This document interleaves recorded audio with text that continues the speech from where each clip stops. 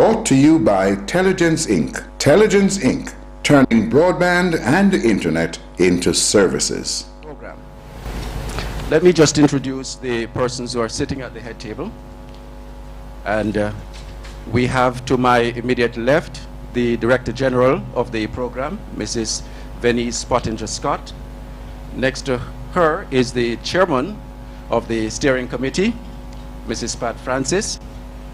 Minister Faulkner, or Information Minister. The Deputy Chairman of the Steering Committee, Professor Wint. And beside Professor Wint, from the Bureau of Standards, Mr. Llewellyn.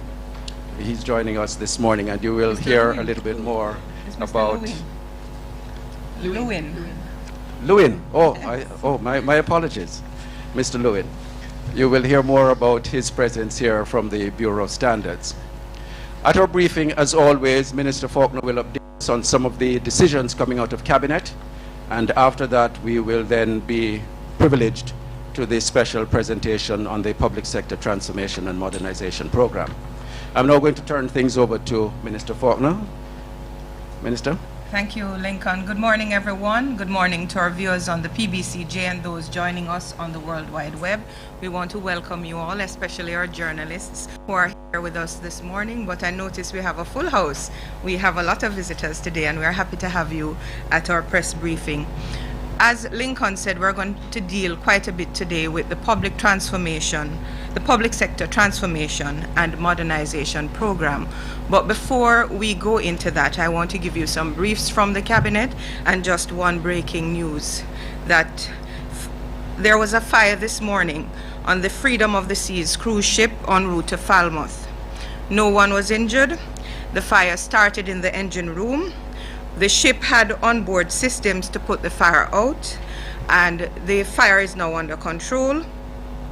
Local emergency crews were gathered at the dock, but there was no need for them, and they have since dispersed. The Minister of Tourism and Entertainment, the Honorable Wicker McNeil, is on top of the situation, and we will update you with a press release later on in the afternoon. Now to the briefs coming out of the Cabinet. Cabinet has approved the immediate separation of the regulatory division of the Bureau of Standards Jamaica to make way for establishing a new independent entity, the National Compliance and Regulatory Authority. The new body will be responsible for registering processed food establishments, inspecting goods at ports of entry and in the local market, to ensure compliance as well as perform regulatory functions. In considering the need for separation, it was noted that the current responsibilities of the Bureau of Standards Jamaica hinder the effective implementation of the World Trade Organization and technical barriers to trade agreement, as there was an inherent conflict of interest in the Bureau's organizational structure. The conflict stems from the fact that the Bureau performs conformity assessments, sets standards, and then seeks to regulate the standards it has set. Establishment of the National Compliance and Regulatory Authority will strengthen Jamaica's compliance with international and regional trade agreements under the Public Sector and Institutional Strengthening Initiative to remove barriers that impede trade facilitation. The Bureau of Standards Jamaica and Jamaica Customs are the two government agencies undergoing restructuring under the World Bank Government of Jamaica program for the Strategic Public Sector Transformation Project. And today we have with us Mr. Maurice Llewellyn and Ms. Lisa Grant from the Bureau, and they will answer any questions that you have. Cabinet has approved the participation of Minister Philip Paulwell, who is the Minister of Science, Technology, Energy and Mining, in the 31st Annual Telecommunications Conference, which will be held in Miami from July 26 to 31. The conference will address issues relating to the global information and communications technology sector and global sustainable development. The theme of the conference is Improving Lives Through Broadband Innovation. The conference is expected to bring together over 700 delegates from across the region, including 20 Caribbean ministers responsible for ICT. Minister Paulwell will deliver an address at the ministerial panel at which the issues of the spectrum, broadband investment, and single ICT space, e-government will be discussed. The conference is meeting the cost of air travel and accommodation for the minister. The cost to the ministry will be approximately 140,000 Jamaican dollars. Meanwhile, Labour and Social Security Minister, the Honourable Derek Kelly, is now in Canada, where he is holding talks with officials of that country's government on the matter of the discontinuation of deductions from workers' earnings. He will also be meeting with the Canadian employers and Jamaican workers in the provinces of British Columbia and Ontario. Under the current Seasonal Agricultural Workers Program, 25% of workers' earnings are deducted by the employer and remitted to the liaison service. Of this amount, 19.5% is sent to the ministry for the account of the workers. 0.5% goes to cover medical expenses, and 5% is retained by the Jamaica Liaison Services. Following concerns about the role of employers in deducting and remitting these funds, and advice that this practice was illegal in some Canadian provinces, there was an agreement that the practice will be discontinued with the 2016 season. Minister Kelly will engage in several meetings with Canadian government officials on the issue in order to avert any negative impact the discontinuation of deductions may have on the viability of Jamaica's participation in the Seasonal Agriculture Works Program. The minister, as I said before, will also visit employers and Jamaican workers. The minister is accompanied on the trip by the Permanent Secretary in the Labour and Social Security Ministry, Mrs. Colette Roberts-Risden, Solicitor General, Mrs. Nicole Foster-Pusey, Director of Manpower Services, Mrs. Andrea Miller-Stennett, and Advisor to the Minister, Mr. Everton Price. The cost of the trip will be covered by the Jamaica Liaison Service. The delegation will return to the island on July 25. The following contracts were approved by the Cabinet. There will be a new bridge in Port Morant, St. Thomas soon. A contract valued at $49,552,000 has been awarded to Alcar Construction and Haulage Company for the construction of the Harbour Head Bridge in Port Morant. The current bridge is over 100 years old. It is in poor structural condition and is posing a threat to road users. The bridge, which was constructed in 1889, is presently used by over 4,500 vehicles on a daily basis.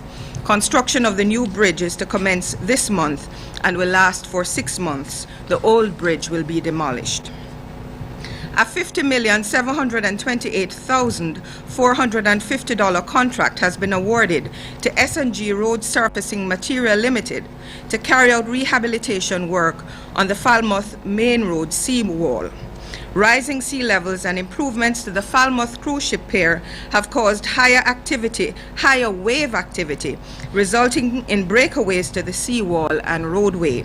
Sometimes water gushes onto the roadway, and this temporarily impedes the visibility of the motorists and endangers them. These are now in need of urgent repairs. The rehabilitation work to be undertaken includes construction of random rubble wall, a parapet wall, and the application of asphaltic concrete. The Falmouth Main Road connects Falmouth to the North Coast Highway and is the major entry and points to Water Square, the capital, and the cruise ship pier. The work is expected to be completed in 4 months and is to commence next month. It is being funded jointly by the Tourism Enhancement Fund, the TEF, and the Port Authority of Jamaica. The National Textbook Scheme will benefit this year from the procurement and distribution of additional textbooks under a contract awarded to the Kingston Bookshop Limited. The contract is worth $101,112,000. Expenditure on the school texts has been reduced significantly since 2012-2013 from $507 million to $177 million for the 2015-2016 year. The reduction is the result of the decision by the Ministry of Education to recover textbooks that were ordered in excess and redistribute them. This followed an audit which showed that some schools were ordering more textbooks than were needed. The National Textbook Scheme provides textbooks on the major subject areas to thousands of students at the grade 7 to 11 levels in high schools and grade 7 to 9 at the primary, junior high, and all-age schools. And as we mentioned earlier, the Public Sector Transformation and Modernization Program will take focus this morning. The initiative to bring greater efficiency to the operation of the public sector forms an important part of the thrust of this government. Over the past year, it has received not only greater attention, but assumed increased urgency. This morning, we welcome the program team comprising the chair and the deputy chair of the Public Sector Modernization Transformation Steering Committee, Mrs. Patricia Francis and Professor Alvin Wind, along with Mrs. Venice Pottinger Scott, the Director General, who will update us on some of the important achievements made under the program and, of course, some upcoming key milestones. The team has already updated the Cabinet Committee responsible for transformation, which is chaired by the Prime Minister, the Most Honorable Portia Simpson Miller. The Director General will first give an overview on the current program, after which we will hear from the chairman and the deputy chair. The chairwoman, rather, and deputy chair. Let me be politically correct. Mrs. Pottinger, over to you. Thank you, Madam Minister, and good morning. Good morning to the members of the head table. Good morning to all my colleagues and to the press corps. I also particularly wanted to say good morning to Dr. Shalal, Dr. Louis Shalal, who has recently been appointed as the Chief Information Officer in the Ministry of Technology and MSTEM, and also his colleague, Mr. Joseph Manley. I'm sorry, Mr. Manley, I was going to give you one of your relatives' names, you know. I'm sorry about that. Yes, I wanted to single them out because they will be referred to in our presentation, and they have made themselves available in the event of any questions that may occur arising from the presentations. Now, this is our first press briefing since the appointment of the Public Sector Transformation Committee, which Mrs. Francis chairs, and that appointment was made in February 2014 by the Cabinet. But we intend in the future to hold more frequent updates on the progress of the Public Sector Transformation Program. So this is just the beginning. Please accept our apologies, but we believe that we have something of value to say to you today, and of course, it is our promise to do better. It is well accepted that the way in which the public sector conducts its business and use the resources available to it have a very significant impact on society's overall economic performance. And it is precisely because of this recognition why a number of public sector reform programs have been undertaken in Jamaica over the past years. Now, this particular program is set within the context of Vision 2030, the Growth Agenda, and government's economic reform program. We know at this time that there is the general mandate for the public sector to provide value for money in its operations and to design its services to better facilitate economic development and growth. There's an urgency for transformation that is trumpeted not only by the Cabinet but also throughout the public sector. We have therefore sought to design our program to produce results between now and March 2019. So we're talking about roughly a 5-year program to create a culture of continuous improvement of services for businesses and the public at large, while building efficiency, becoming more cost-effective as well. We intend to build on past successes, some of which are familiar to you. For example, the successes with the RGD, the Passport Office, the Titles Office, just to name a few, in order to deliver positive movement in the country's international ratings for business facilitation and competitiveness. Now, I mention those because it then leads me to what is the focus? What is the focus of this program that we're talking about? Now, notwithstanding significant advances made by ministries, departments, and agencies, which we'll call MDAs for short, in the program, we are still not satisfied with the pace of delivery. Indeed, some of the actions, by their very nature, could not be expected to deliver a significant impact for many months. But implementation progress would need to be accelerated if we are to see the full benefits in the even in the next 3 years, which we refer to as the medium term. I say all of that to indicate, yes, there are challenges. However, we must focus efforts on the most persistent humbugs to public sector reform. And in keeping with the government's economic reform thrusts, the program is being pursued under 3 broad categories, namely trade and investment facilitation, customer service and government efficiency, managing public sector cost. Using the national imperative for economic growth as the guiding principle, priority has been given to those services that have a direct impact on the ability of business people and potential investors to make on the economy. We have therefore used the World Bank's Doing Business report to provide us with benchmarks in a number of key areas of public sector service delivery. And we have then designed projects to help to raise our current standards in the specific areas.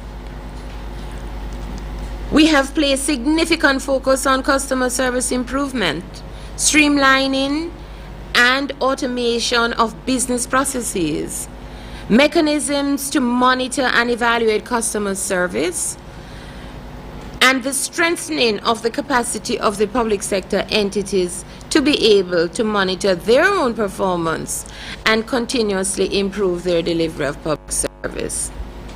Priority has also been given to public sector efficiency in keeping with a number of the elements agreed to between the Government of Jamaica and the International Monetary Fund with respect to the public sector reform under the Extended Fund Agreement.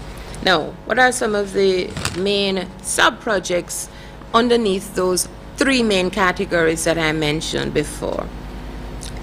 Trade and investment, we're talking about dealing with construction permits, the speed with which we obtain electricity, registering a business, trading across borders, a one-stop shop for import-export inspection, setting that up not only in Kingston, but we'll eventually hear a little more about where else. Our laws and regulations, we recognize, exist to protect our people and ensure fairness and transparency in how business is conducted. We must ensure as public servants that enforcement of these laws and regulations do not make it difficult for legitimate businesses to be nationally and globally competitive. So we have a focus on that. In terms of customer service and government efficiency, we're looking at a number of areas. Establishing new customer service standards and publishing Citizens Charter. Offering services online, electronic records management systems being introduced in the public service. We're also looking at things like a new strategic human resource management system, and also looking at the new human capital management system, the HCMES. And of course, and I'm going to try and speed up as much as I can because there really is a lot to tell you about. But we'll talk about some of them in the Q&A, yes. In terms of the third area that I mentioned, managing public sector costs, we recognize that we are operating in a tight fiscal environment, and we therefore are very aware that much of what we want to achieve will only happen if we're able to adequately manage public sector costs. So we're looking at areas like space rationalization in the public sector, mergers, privatizations, outsourcing, and closures of public entities, stroke services, and the use of shared corporate strategy as a means of reaping economies of scale. Those are only but a few of the areas or the sub-areas that I've touched on, but which will be dealt with in greater detail. Public sector transformation, wherever it has been pursued, has always been challenging. We believe, however, with a more focused approach to undertaking the task, we can positively affect economic growth and development in our country. Thank you. Mrs. Francis? Thank you very much, Minister. Good morning, everyone, and good morning to our viewers and those on the World Wide Web. Yes. Yes, I did hear. Did you hear you say that we were broadcasting? Yes. I also would like to recognize Mrs. Lloyd Parks, who is part of the PSTC, Public Sector Transformation and Modernization Committee, who is here with us this morning. I'd like to also underline the point that Mrs. Pottinger Scott made with respect to our having more frequent meetings such as this, so that we don't have a backlog of information that we try and bring you up to date on an annual basis. We'll do it more frequently, Minister. So I'm going to focus on the trade and investment side of things and give you a little bit about what we're actually doing to try and move the trade and investment indicators to a place which will make Jamaica far more competitive. As far as progress is concerned, we now can file our tax returns online, something that we don't like to do, but something which we all have to do. Companies can check titles online through the ELAN system Jamaica. Customs brokers can make lodgements at night through the night lodgement system at Jamaica Customs, and customers no longer have to go to the NIS, NHT or tax offices to complete registration for new businesses since the company's office introduced their one-stop shop business registration service. There's also been the establishment of a one-stop shop for company's office at Jamaica, which has reduced the time for business to register and will simplify the services by automating the systems to allow business persons to register for a business online in a single web-based application. Importantly also, with respect to the development approval process, the Ministry of Local Government has actually implemented the Amanda system, which is the application management and data automation system in all local authorities and major commenting agencies. The result of all of this will be in the future that we will be able to actually view the whole process of business application online, see where it is at any point in time, and be able to hold people to the time frames which they have said that they're going to deliver on. The current status, we are currently building capacities within the parish councils, because having installed the equipment, we now have to build the capacities of the people in the agencies to actually use the equipment, to have it as a flowing thing that they're going to be using.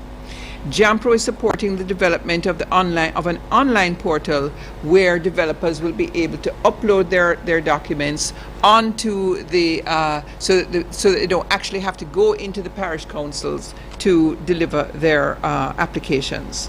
Cabinet has also approved mandatory use of Amanda by 2016, and within the next 3 years to amend relevant legislation to facilitate the electronic filing of applications, the rationalizations of fees related to the development approval process, and the completion of the development orders and plans for the entire island. So all of this should make things more transparent, should make us able to facilitate the development approval process more quickly.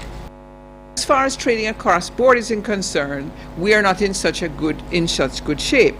We rank 115 in the trading across borders category doing business report, one of the lowest rankings in the Caribbean.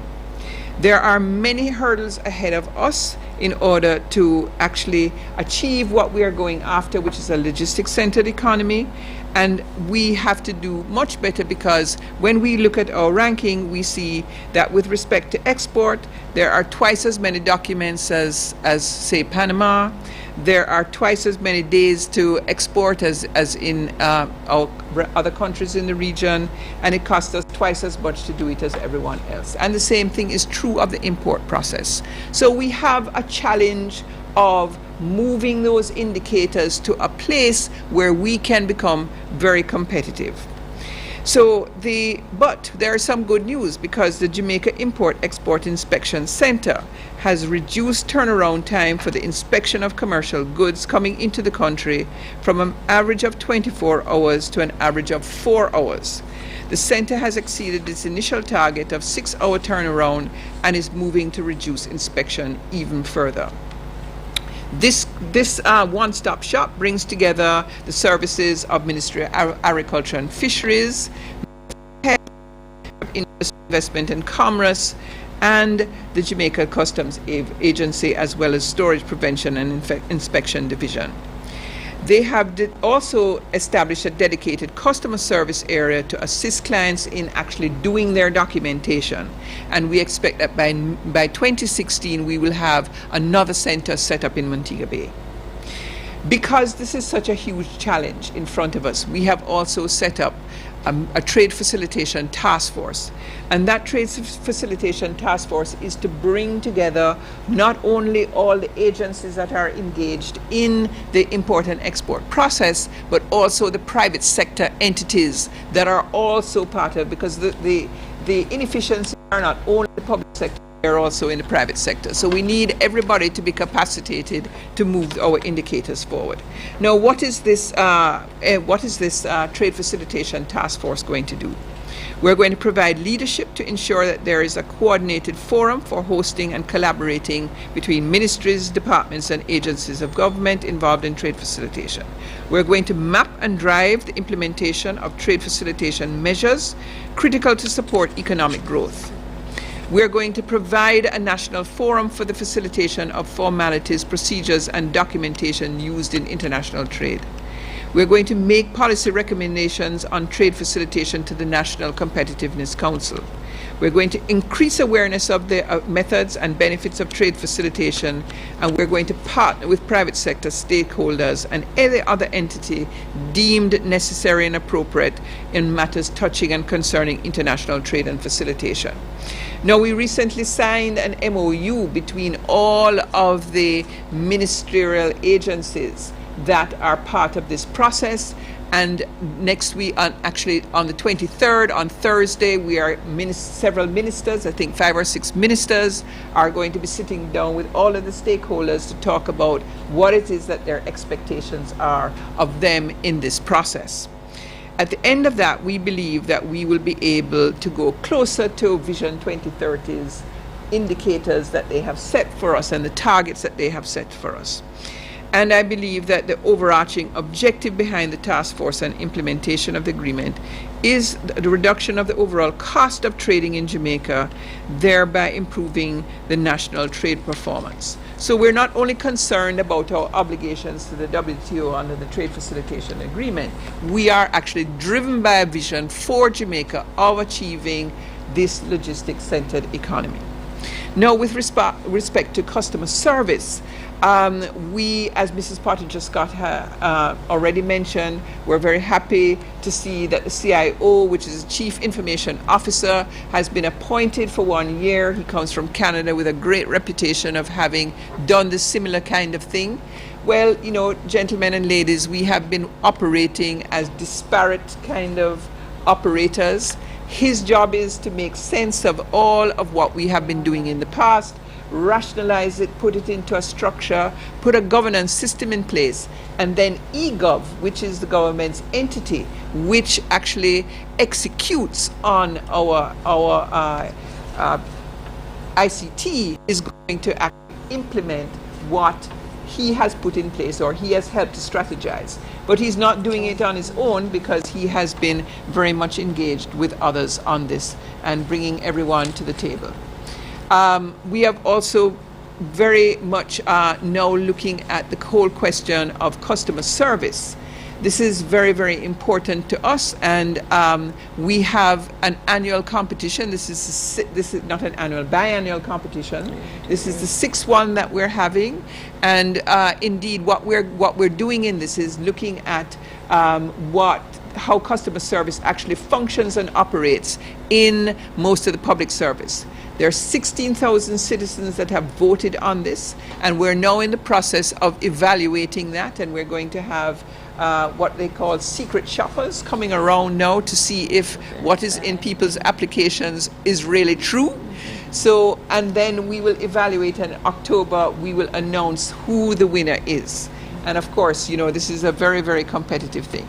The other important thing that we have is that part of what we're trying to do in transforming this modernization and transformation program is to make it customer focused, to listen to the citizens and to understand what are the services that the citizens actually want, what is important to them.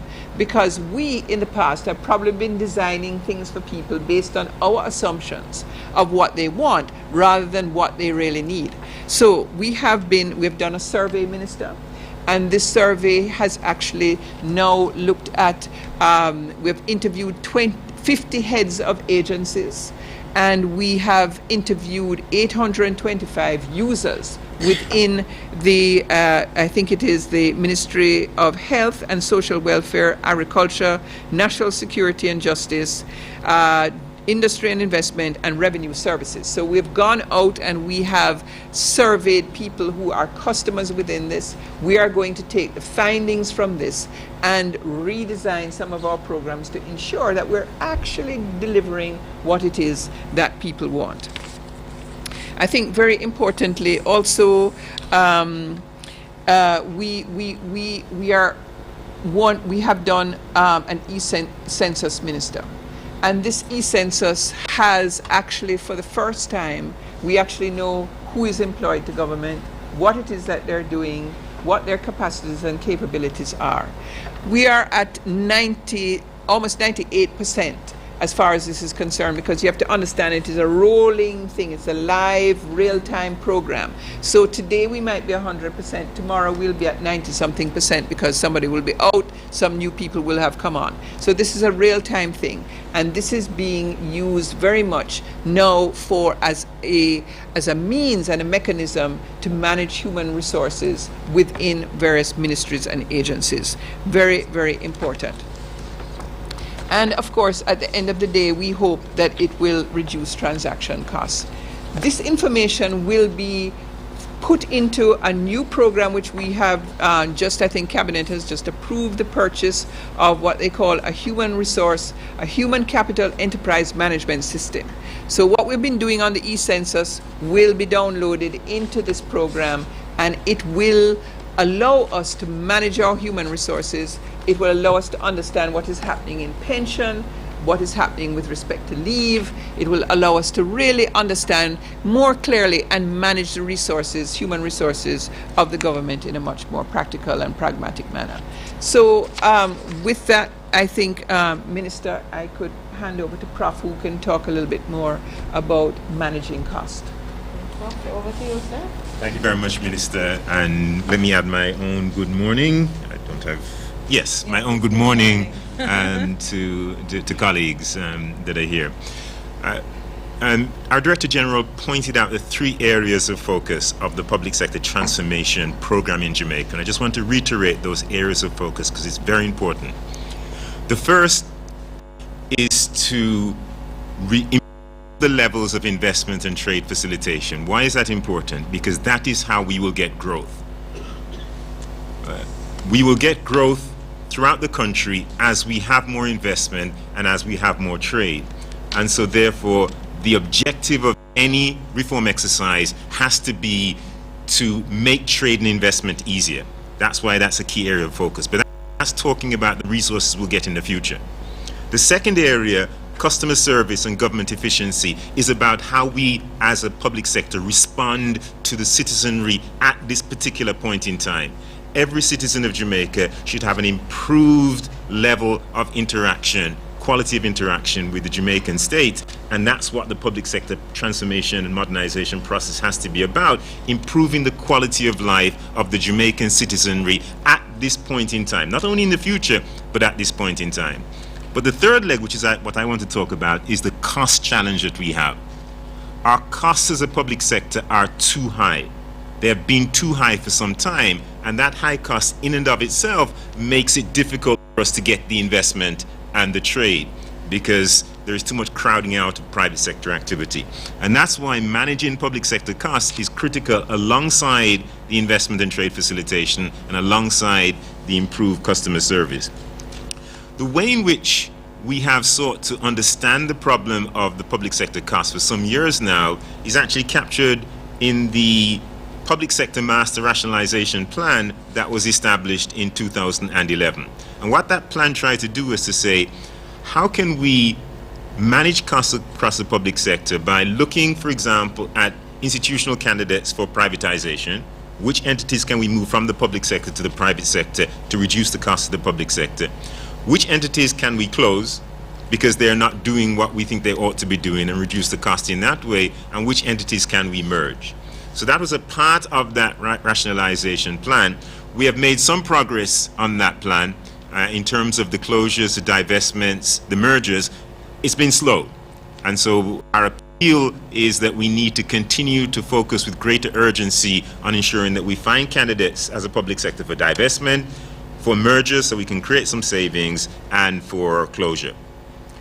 The other issues that we talked about there were things like, and these are mentioned by the Director General, sharing corporate services so that we get some economies of scale in our public sector so that we can rationalize what is going on, managing some of our compensation issues more effectively, whether this relates to leave or pension, and doing other things such as rationalizing space.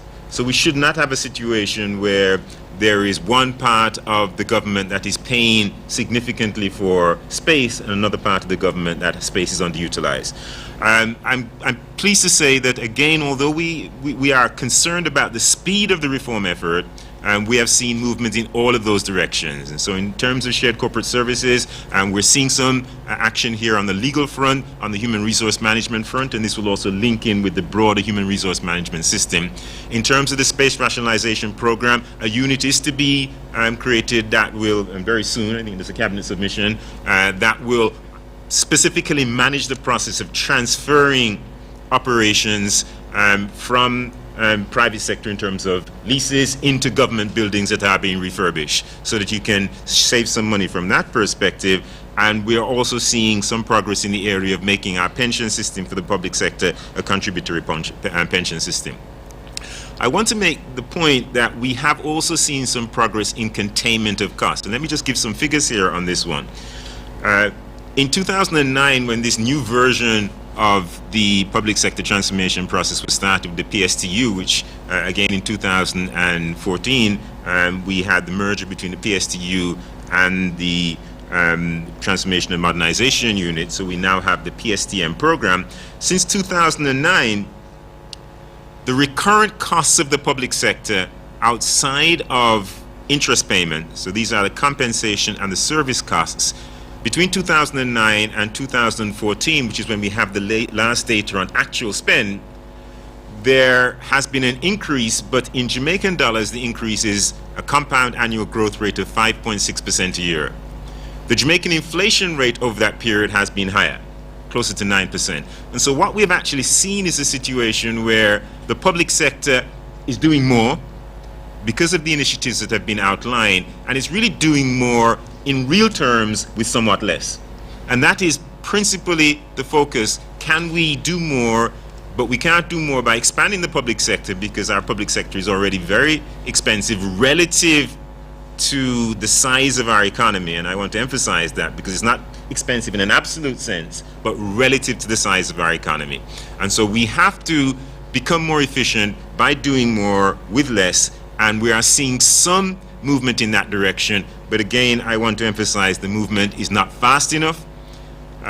We have to become intense in terms of managing those public sector costs. And part of our message, quite frankly, here today is to really seek a national process of galvanizing action at the level of every MDA, in terms of saying, how can we see a way to reduce our operating costs so that we can serve the citizenry more effectively, while at the same time not putting the entire country in jeopardy of having a public sector that is in and of itself creating problems in terms of our ability to attract investment, to increase our levels of trade. And so that is our challenge, and we have seen some progress is the final bottom line point, but the progress is not fast enough. We have to move with greater urgency as a society to say this issue of public sector transformation is critical to the country's stability and to its growth prospects, and that is a message that we all have to gain consensus around in the country, and recognize that we have to move. We've made some progress. We need to make more. Thank you very much, Prof. We now open the floor for your questions. Wow, I like this. No questions. Going once, No, going I twice. think there's a hand We have there. a question over there. I can't even see who is there. Yes, Andre Poiser here from Oh. the Gleaner. Two questions. Andre, can you stand? Yes. So we can probably hear you a little better. Which public sector entities are slated for closure or merger, and what are the plans to deal with the size of the public sector? Okay. You want to go?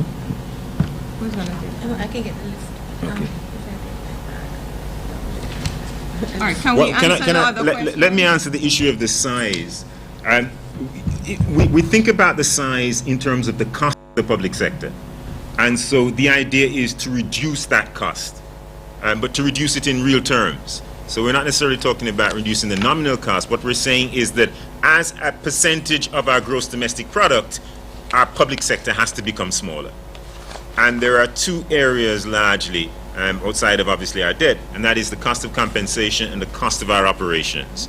And you know that there is a program within Jamaica that really is a part of Jamaica's economic reform program to bring the compensation cost of the public sector down to 9% of gross domestic product. That's one component of it.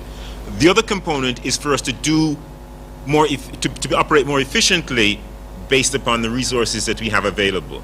And that is really the non-compensation side to some extent, includes compensation as well, but it's also the non-compensation. So when we talked about issues of space rationalization, sharing corporate services, when those issues are issues that are designed to bring the cost of the public sector down. And so that is a focus, because our public sector cost is too high relative to our income as a country. And many say, well, why don't just grow the income? And that's what we're trying to do. But there is a relationship, because part of the reason the income isn't growing as quickly as we would want is because of the fact that the public sector is too expensive. And that has been our debt problem over the years.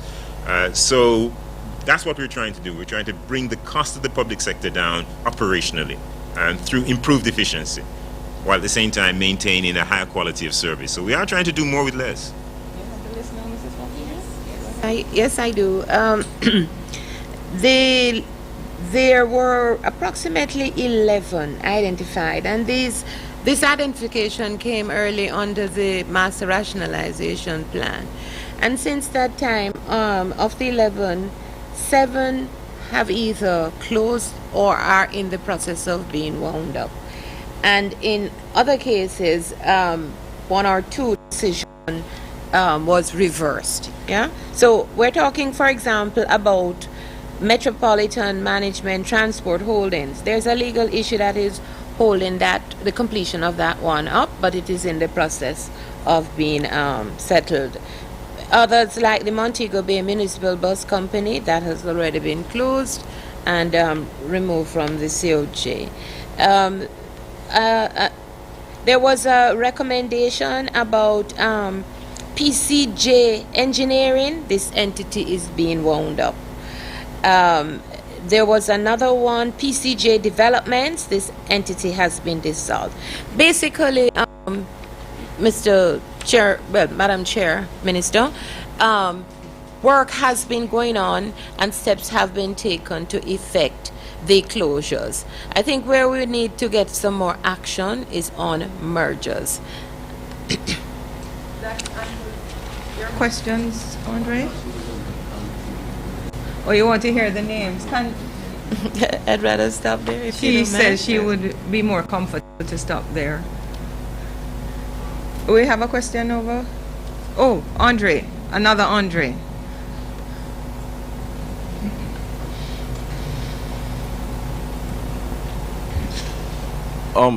Professor Wint, we missed our target earlier this year to reduce the public sector wage bill to 9% of GDP. This year, the target was extended to 2016. 2016. Can you pronounce on the likeliness of meeting that target for next year? What I can say is that I have heard the policymakers indicate that every effort is going to be made to meet that target. And so I think that there is a strong probability that the target will be met. There are some issues that have to be dealt with in the context of meeting that target. As you know, there are current negotiations going on between the public sector and the government. The outcome of those negotiations will have an important bearing on the ability of the country to meet that target. I think the way in which the program has been structured, to the extent that those wage negotiations proceed as had been hoped and anticipated, I believe that the likelihood of reaching the target is really quite high. So that's the issue. I mean, there are policy issues, and there is a negotiation that is currently in place that has a direct impact on that target.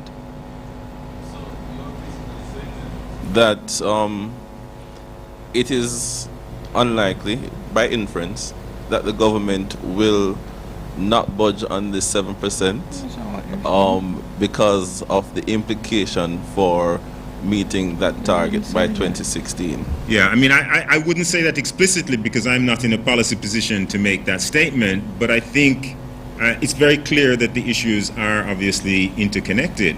There may be other mechanisms that can be found to provide improved benefits, but I think that your inference is a logical one.